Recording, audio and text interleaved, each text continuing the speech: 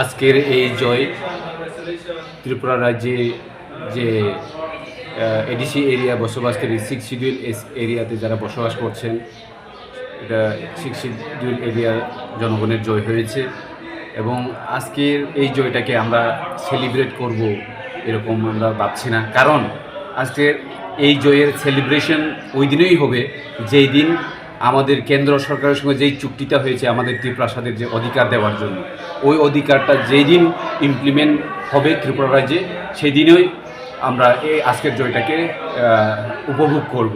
সুতরাং আজকের এই জয় আমরা সকল জনগণদেরকে আমরা আন্তরিক শুভেচ্ছা এবং ভালোবাসা জানাচ্ছি। ত্রিপুরা মথার জেনারেল সেক্রেটারি হিসাবে আমরা ওদেরকে ভালোবাসা জানাচ্ছি এবং আমরা আজকের এই রেজাল্টের মাধ্যমে বুঝতে পেরেছি যে ত্রিপুরা রাজ্যের জনগণদেরকে আর ঠকাতে পারে না এবং টাকা দিয়ে কি মানুষের মন কেনা যায় না, এটাই প্রমাণ হয়েছে। এবং ত্রিপুরা রাজ্যের মানুষ খুবই গণতান্ত্রিক যে অধিকার কীভাবে দিতে হয় এটা আজকে বুঝিয়ে দিয়েছে।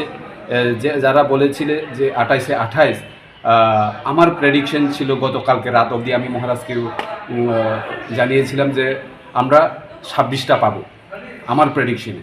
আমি কিন্তু প্রেডিকশনটা একদম পারফেক্ট হয়নি, 26টা থেকে 24টা হয়ে গেছে।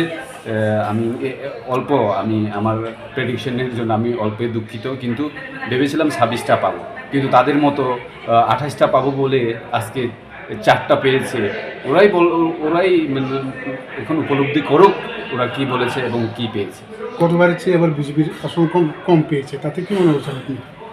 এটা তো আপনারা সবাই জানেন, আপনারা মিডিয়া বন্ধুগণ আপনারা সবাই জানেন, তারা যে জুমলা জনগণের জন্য কিচ্ছু করে না, তারা যে জুমলা আমাদের বেকারদের জন্য কিচ্ছু ওরা ভাবে না।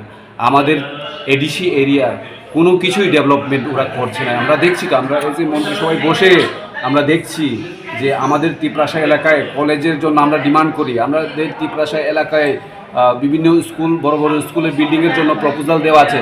সবগুলি ত্রিপ্রাসা এরিয়ার যতগুলি বড় বড় প্রজেক্ট সবগুলি লাল মার্কা দিয়ে ফাইলগুলিকে সাইড করে দেওয়া হয়, আমরা সব জানি, কিন্তু আমরা বলছি না। এটা বলবো জনগণের মাধ্যমে। আজকে ওইটার জবাব